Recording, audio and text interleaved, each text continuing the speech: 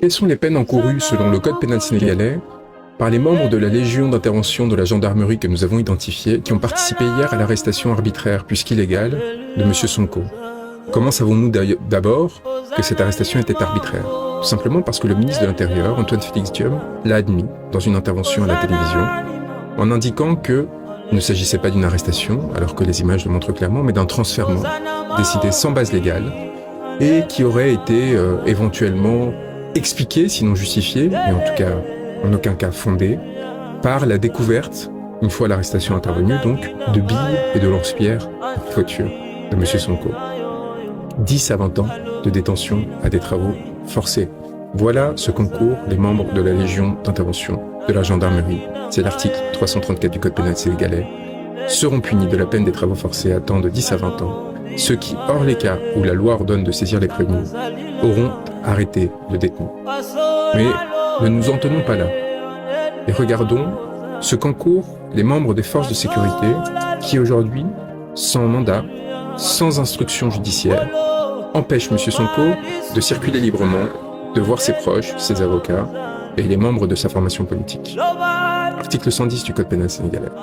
Les fonctionnaires publics chargés de la police administrative ou judiciaire qui auront refusé ou négligé de déférer à une réclamation légale tendant à constater les détentions illégales et arbitraires partout où elles se déroulent et qui ne justifieront pas de les avoir dénoncées à l'autorité supérieure seront punis d'un emprisonnement de 5 à 10 ans et tenus de dommages et intérêts.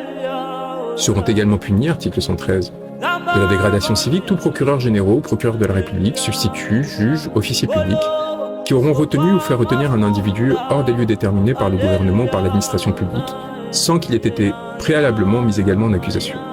J'invite tous les Sénégalais à se rendre auprès du domicile de M. Sonko afin de relever les identités des membres des forces de sécurité qui, de façon illégale, l'empêchent de circuler librement, les prendre en photographie et prendre tout élément permettant de les identifier, et également leur faire lecture de ces articles de la loi sénégalaise, c'est-à-dire de l'expression de la volonté du peuple souverain.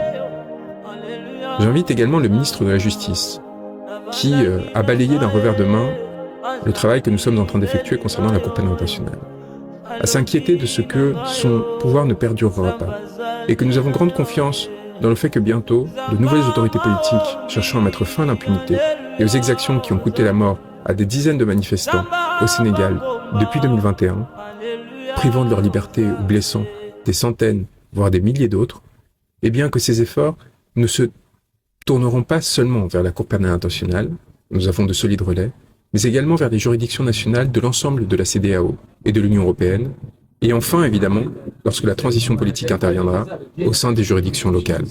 Et qu'à partir de là, ces inquiétudes devraient être un peu plus prononcées, car en tant que garde des Sceaux et ministre de la Justice, il a une responsabilité directe dans les exactions qui viennent d'être commises.